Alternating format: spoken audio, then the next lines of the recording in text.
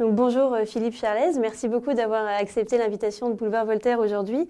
Vous êtes docteur en physique, ingénieur des mines, vous êtes un expert reconnu sur les questions énergétiques et d'ailleurs vous intervenez régulièrement dans les médias à ce sujet, notamment sur le site de Boulevard Voltaire. Et vous êtes directeur de l'Observatoire Énergie-Climat au sein de l'Institut Sapiens, avec qui vous venez de publier ce petit ouvrage « La transition énergétique est-elle soutenable ?» Absolument.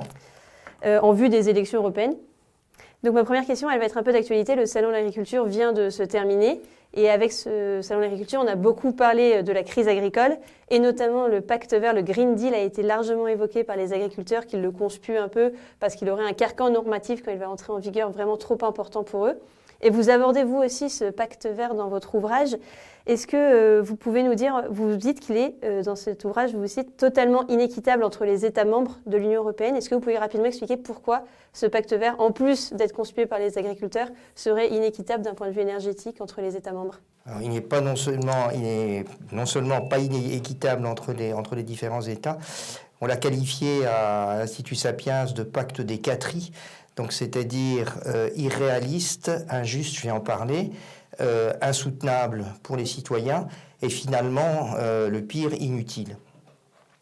Alors l'injuste entre les différents pays, c'est qu'en fait la règle, c'est donc d'appliquer une réduction de 55% des émissions de gaz à effet de serre sur l'ensemble de l'Union européenne et donc sur les différents pays européens pris individuellement. Et le fait est que, alors cette règle s'applique à partir des émissions émises en 1990, et le fait est que les pays européens émettaient de façon très différente en 1990, et donc on prend notamment la comparaison, puisque les deux grands pays de l'Union européenne, entre l'Allemagne et la France. L'Allemagne émettait plus du double en 1990. En plus, il y a un facteur démographique qui joue. C'est-à-dire que l'Allemagne, il y a environ 6 millions d'Allemands en plus depuis 1990 et il y a 12 millions de Français. Donc quand on applique les règles, on demande en fait aux Français de réduire ses émissions individuelles à 3,5 tonnes de CO2 par habitant. Par comparaison, au Burkina Faso, c'est 2,5. Et on laisse à l'Allemand la possibilité d'en émettre 7. Avec 3,5 tonnes de CO2 par habitant, on ne peut absolument plus faire ni de croissance, ni de réindustrialisation. Alors qu'au contraire, l'Allemand, on lui en laisse la possibilité, puisqu'une décarbonation totale n'est pas possible d'ici 2030, parce que là on est à l'horizon 2030, donc c'est-à-dire dans 5 ans. Et puis c'est aussi logique, hein, c'est que les dernières tonnes à décarboner sont les plus difficiles. Je compare toujours ça un peu au marathon. Le premier kilomètre est beaucoup plus facile que le dernier kilomètre. C'est un petit peu la même chose avec la réduction des gaz à effet de serre. Donc la règle telle qu'elle aujourd'hui est très injuste entre les pays européens. On demande à la France en fait beaucoup plus d'efforts marginaux qu'à l'Allemagne. Oui, parce qu'en fait, elle a déjà fait ses efforts par le passé. Elle a déjà fait ses efforts par le passé. Et finalement, il y a une prime de récompense à celui qui a été un mauvais élève dans le passé et une prime, au contraire, de pénalité à celui qui a été bon élève dans le passé. Et par ailleurs, toujours à propos de ce pacte vert, on a, donc vous avez dit, l'objectif à l'horizon, enfin d'ici 2030, c'est d'avoir réduit de 55% oui. Les gaz à effet de serre. Est-ce que c'est pas un objectif totalement irréalisable? Est-ce qu'on n'a pas adopté un objectif et après on s'est soucié de la réalisation un peu trop tard? Tout à fait, c'est le premier I, ce que j'appelle irréaliste. Donc en fait, depuis le début du siècle, on baisse à peu près nos émissions de gaz à effet de serre en Europe à un rythme d'1,5% par an. Si on continuait ces 1,5% par an jusqu'en 2030, on aurait fait 40%. Et en fait, les 40% étaient le premier objectif du Green Deal quand il a été mis sur la table en 2019. Et puis tout à coup, en 2022, sous la pression des Verts, on est passé à 55%. Et passer de 40 à 55%, c'est-à-dire faire 15% de plus, ça nous demande de passer d'une réduction d'1,5 à 5%. Et rappelons que 5%, c'est ce qu'on a fait en 2020 lors du premier confinement. Donc on demanderait aujourd'hui aux Français de faire le même effort que pendant le premier confinement, et puis sans subvention, bien sûr. Donc on voit que c'est tout à fait irréaliste. Et j'aimerais qu'on s'arrête sur un élément du Green Vert, du Pacte Vert, du Green Deal, pardon, du Pacte Vert. C'est sur les voitures thermiques qui, a priori, devraient être interdites toujours... Alors ça, c'est pas 2030, c'est 2035. C'est ça, exactement. Alors qu'aujourd'hui, l'écrasante majorité, si ce n'est la quasi-totalité des Français, roulent avec ces voitures thermiques. Est-ce que, du coup, c'est pas une mesure punitive? Et est-ce qu'on n'a pas des alternatives plutôt qu'interdire la voiture thermique radicalement? Alors, c'est toujours pareil, c'est que les objectifs ne sont pas critiquables en soi. Ce qui est critiquable, ce sont les échéanciers.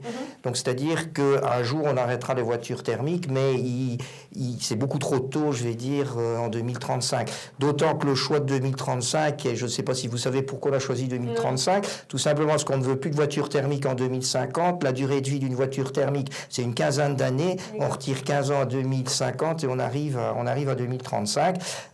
Moi, personnellement, je pense que l'Union européenne reviendra sur cette règle. Alors j'en prends pour preuve un exposé du président de Renault auquel j'ai assisté récemment, parce que je lui ai posé la question, et il a répondu en fait qu'il avait un plan B, c'était de garder ces deux chaînes de fabrication électrique et thermique. De toute façon, on fabriquera toujours des voitures thermiques pour à l'extérieur de l'Europe, mais enfin sa réponse montre que il n'a pas répondu de façon, il n'y a aucun problème, tout sera prêt pour qu'il n'y ait plus de voitures thermiques, ou disons plus de voitures thermiques neuves, il faut bien insister, ce sont des voitures thermiques neuves en 2035. On sent que de toute façon, on reviendra sur cette règle.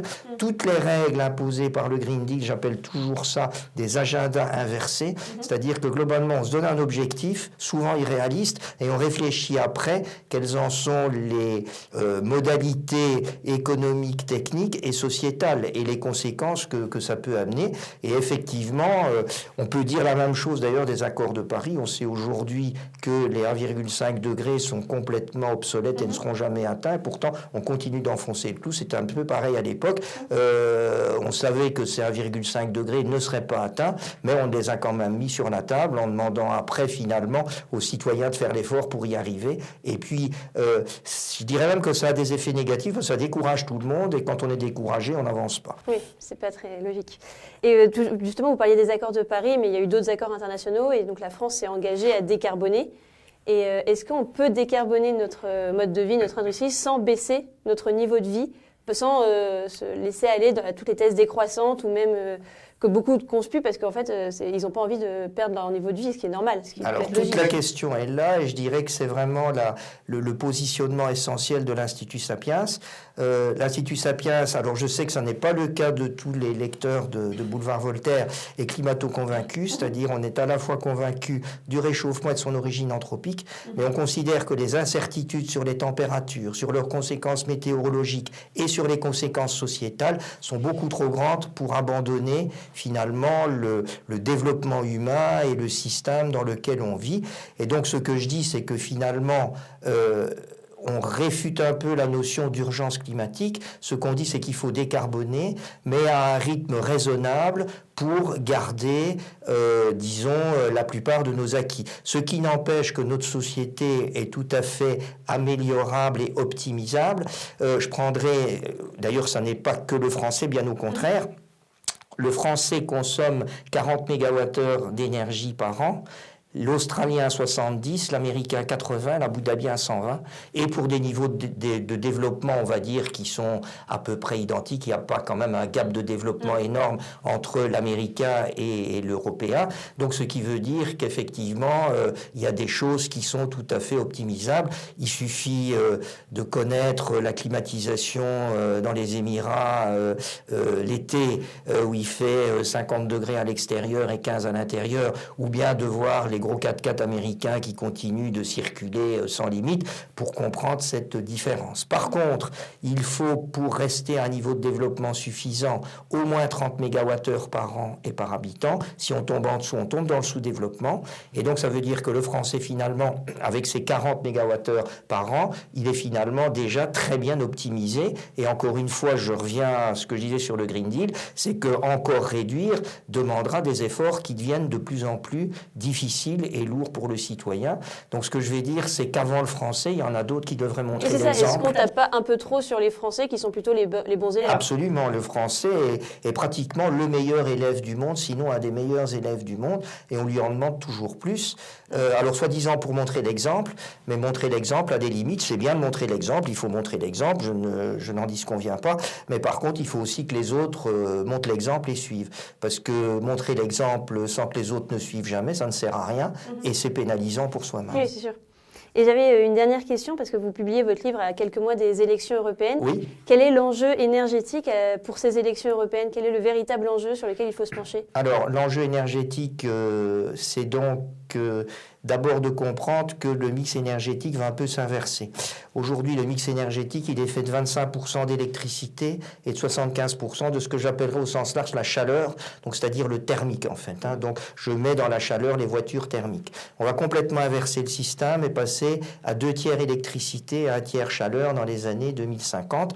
Et donc, l'une des clés, c'est de savoir comment arriver à produire cette électricité la consommation française d'électricité va pratiquement doubler d'ici 2050. Elle est de 400 TWh aujourd'hui, elle passera à peu près à 800. Et nos calculs montrent en fait que avec le plan gouvernemental à l'heure actuelle, on n'arrive pas à décarboner totalement et il nous reste du gaz électrique, en fait du gaz, de l'électricité produite au gaz dans le mix énergétique français. Ce que personne ne reconnaît à l'heure actuelle, mais qui est pourtant un fait incontestable. Donc ce que je dis, c'est que bien sûr, il faut aller et continuer à aller dans le développement des nouveaux réacteurs nucléaires, mais je crains que pour décarboner totalement, on n'ait pas le temps d'en construire suffisamment. On a malheureusement perdu 20 ans de développement du nucléaire qu'on pourra difficilement rattraper. Donc il faut que les Français sachent que dans le mix énergétique français 2050, il y aura 25% d'électricité gazière, sauf effectivement à réduire complètement la consommation et à rentrer dans une décroissance dont ce seront finalement les plus démunis qui vont en subir les effets les premiers. Et donc ce côté-là n'est à mon avis pas souhaitable. Mais donc vous êtes quand même optimiste sur l'avenir énergétique? Donc moi ce que je pense, c'est qu'aujourd'hui, la question n'est pas d'arrêter, mais de ralentir sur des objectifs qui me paraissent complètement irréalistes, que ce soit au niveau européen ou que ce soit au niveau mondial. Ces accords internationaux doivent faire preuve d'un peu plus de réalisme et peut-être interroger plus les ingénieurs que les politiques. Un immense merci de nous avoir accordé un peu de temps, de votre temps. N'hésitez pas à vous abonner, à liker cette vidéo, à la partager et à suivre Boulevard Voltaire sur tous les réseaux sociaux. Merci à vous.